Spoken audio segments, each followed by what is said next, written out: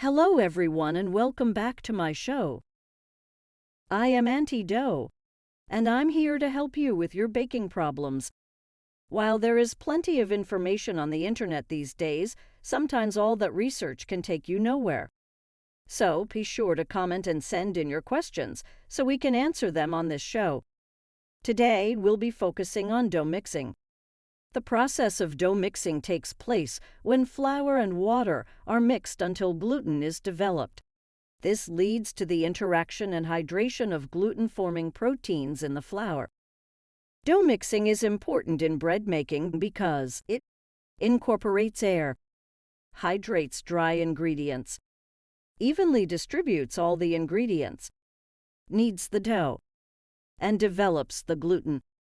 So, how does dough mixing work?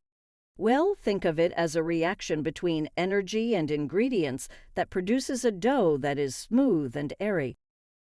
When the dough is mixed properly, or should we say, until optimal development, it forms a continuous network of film that traps the gas.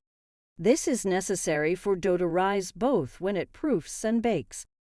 When mixing dough, here are the stages you should look out for to know that your dough and its gluten network have developed properly. Stage 1. This is commonly called pickup and is characterized by dough that is cold, sticky, and lumpy. Stage 2. Dough begins to develop, getting warmer, drier, and smoother, but it still looks lumpy. Stage 3. Also known as clean up. This is when the dough is the stiffest and starts coming together as a smooth mass. Stage 4, or final development, dough reaches the right temperature and is suitable for handling. You'll know that dough has reached this stage because the gluten film is visible. This is an important stage, and it must be reached in order for your loaf to rise properly. To test for this optimal development, place a dough ball in your hand. Gently pull from the edges. If the dough breaks easily, it is not optimally developed. Not yet. Place it in the mixer for another minute. Repeat this process until the dough shows a clear window pane when you pull on all edges like in this video. When it pulls cleanly into a smooth film, it is optimally developed. This is what we call a window pane test. Only dough that passes the window pane test can result in a fluffy bread. It may help to visualize the stages. Here is a handy chart that shows the different stages of dough mixing. Of course, becoming good at anything, including baking delicious bread, takes practice. So, beyond being able to see the different stages of dough mixing, it can also help to be able to spot when the dough is over or undermixed.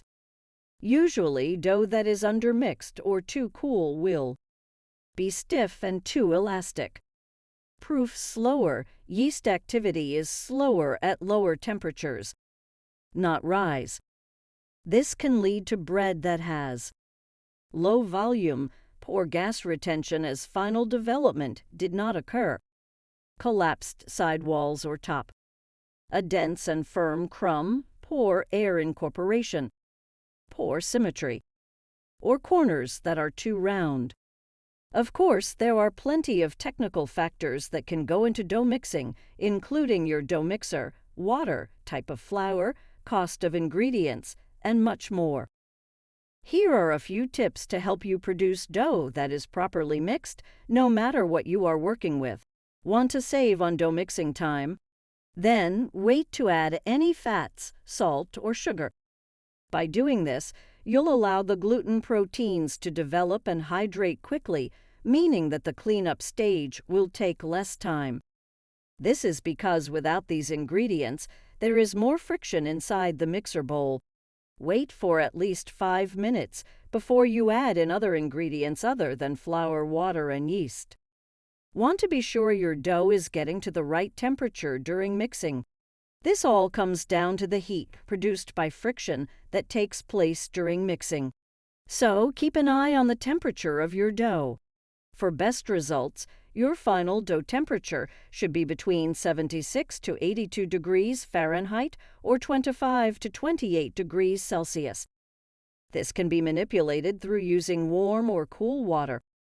Okay, bakers. Now that you know all about dough mixing, it's time to let you get baking. I hope you found this information helpful. Be sure to watch out for my next video where I'll explain fermentation. Please be sure to hit the subscribe button and the bell below. If you have a question for Aunty Dough, leave it for me down in the comments. Also, feel free to download my free PDF via the link below. See you next time.